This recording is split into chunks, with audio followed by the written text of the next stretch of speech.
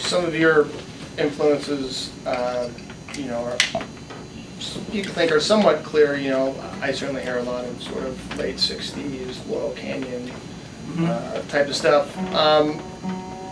Sounds like that may be accurate. What are some of the, you know, more unlikely influences that we may be hearing that fans may not appreciate?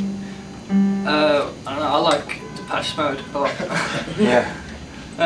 You know, like I was listening to a lot of the their gospel albums before. You know, I wrote the songs for the new album, like the Song for Faith and Devotion. It's one of my favourite albums. Violator. You know, we like Nick Cave, I suppose. PJ Harvey, you know, darker stuff. Leonard Cohen. Neil Young. Yeah. Those stuff.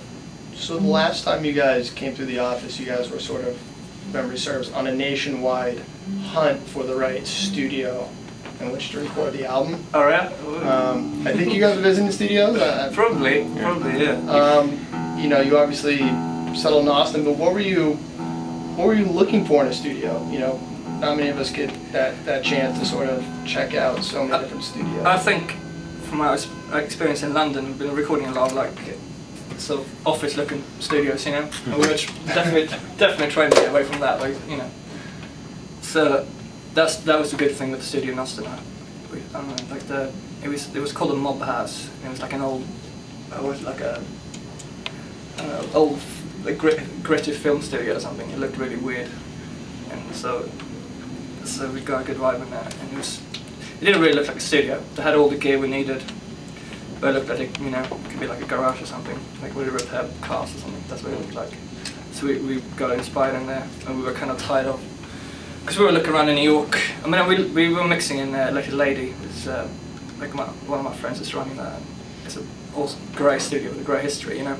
But we recorded some stuff there as well, and kind of, you know, it's a great studio, but we felt like we had to get away from the city. So I think we ended up in Austin in that studio because of just that reason. It's like just going to like some weird looking place, you know, and not really think about being in. Yeah, you don't want to like some like polished, posh vibe, you know. Yeah.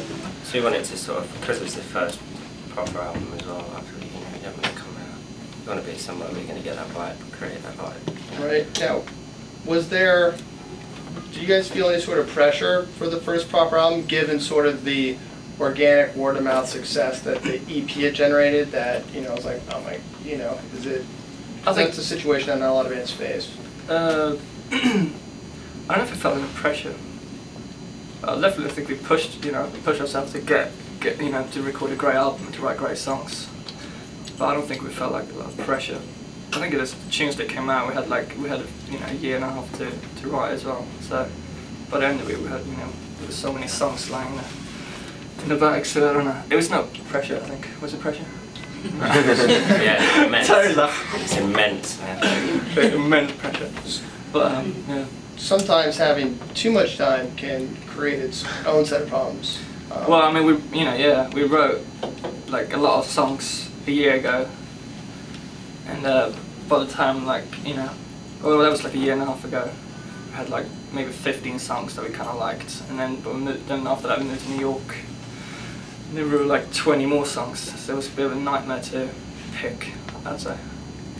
Because obviously these songs are new to the people that are going to hear this album, but you guys have been playing for years at this point, and you're already sort of several steps ahead.